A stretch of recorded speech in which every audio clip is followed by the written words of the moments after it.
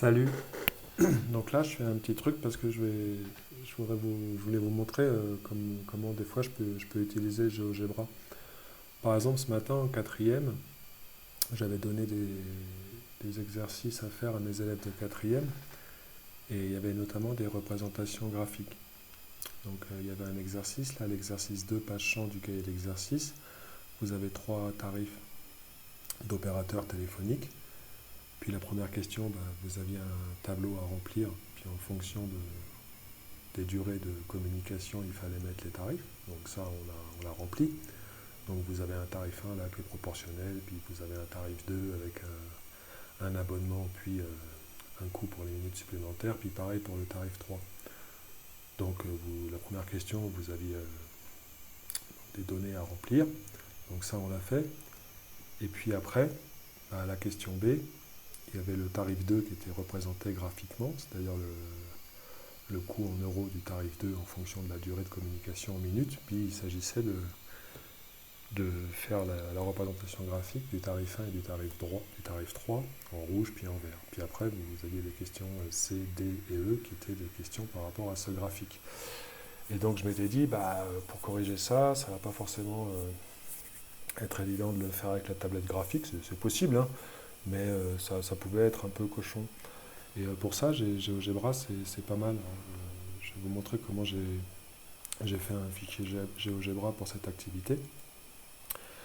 Déjà, ce tableau de données, dans GeoGebra, je l'ai rentré dans la feuille tableur, hein, que vous pouvez afficher. Donc j'ai rentré les données du premier tarif, les données du deuxième tarif et les données du troisième tarif.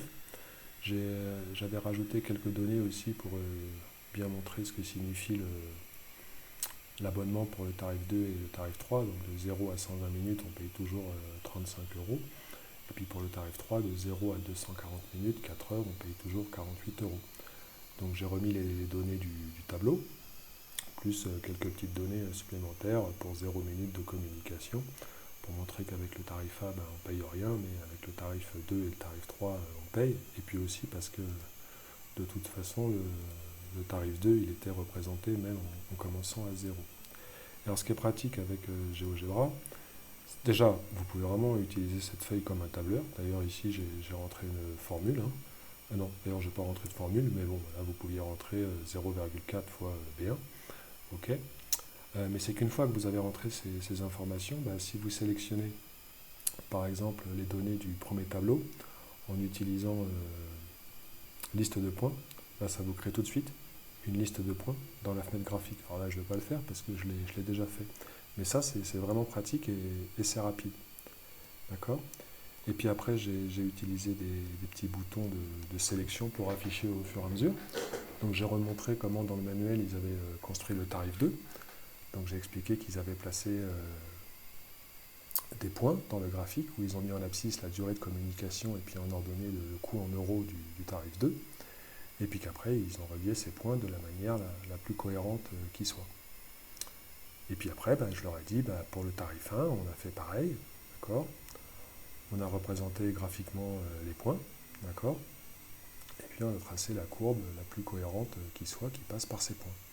Puis pareil pour le tarif 3. Et là, les boîtes de sélection, c'est pratique parce que vous pouvez choisir de montrer la construction au fur et à mesure.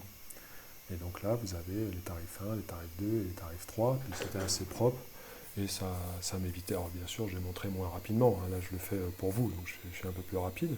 Ok, mais ça, c'est assez facile à faire avec GeoGebra.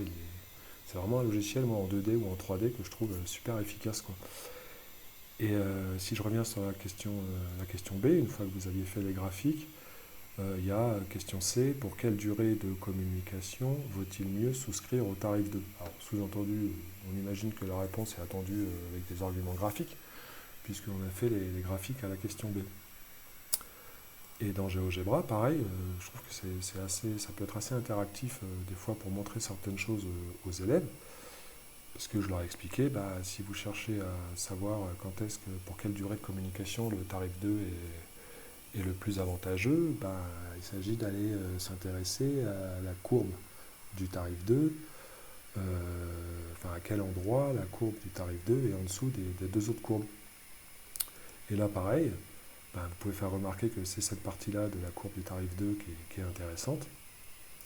Et donc que la plage de communication qui nous intéresse, c'est celle qui est repassée ici en noir. Et ça, c'est assez facile à faire avec GeoGebra.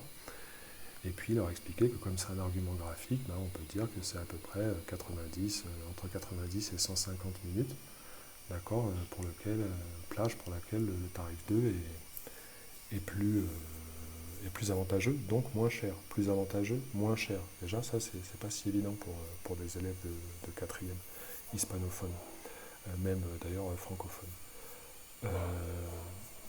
Donc ça, c'est pas mal avec GeoGebra. Puis vous aviez une question D aussi. Quel est le tarif le plus avantageux pour 200 minutes de communication? Donc là, on est en plein dans la lecture graphique. Ça, c'est pareil avec GeoGebra. Puis les boîtes de sélection, c'est bien pour pouvoir décocher ce que vous voulez faire afficher ou pas. Alors je répète que là, j'étais plus lent avec les élèves, bien sûr. Mais je leur ai dit, voilà, vous vous placez au niveau de l'abscisse à 210, d'accord? Puis verticalement, vous allez regarder l'intersection de la droite verticale à 210 avec les courbes et vous vous apercevez que c'est pour le tarif 3 que ça sera le plus avantageux parce que le moins cher, puisque pour une durée de communication de 210 euros, on paiera 48 euros avec le tarif 3, puis plus cher avec le tarif 2 et plus cher avec le tarif 1. Et je leur ai aussi expliqué que l'avantage d'une argumentation graphique, c'est que dans bien des situations concrètes, on n'a pas besoin d'avoir une précision mirobolante. Et donc là, on voit très bien, et c'est suffisant pour le concret, que pour 200 minutes de connexion, c'est le tarif 3 qui sera le plus avantageux. Et puis après, il y avait une question D. C'était quel tarif représente une situation de proportionnalité justifie ta réponse. Et bien là, on l'a justifié graphiquement, puisqu'on avait vu qu'une situation, quand on représente une situation d'une grandeur 2 en fonction d'une grandeur 1, il y a proportionnalité lorsque la représentation graphique est formée de points alignés avec l'origine du repère. Et bien là, on voit qu'il n'y a que le tarif 1 qui correspond à une situation de proportionnalité, puisque c'est la seule représentation graphique faite à partir de points alignés avec l'origine du repère. Voilà, et ça m'a permis de ne pas être trop cochon ou brouillon dans ma correction. Et là-dessus, GeoGebra, je le trouve il est vraiment très efficace pour ce genre de choses et puis pour plein d'autres choses. Et ce fichier-là, ça m'a à peu près pris un quart d'heure pour le faire. Voilà, un quart d'heure, 20 minutes peut-être.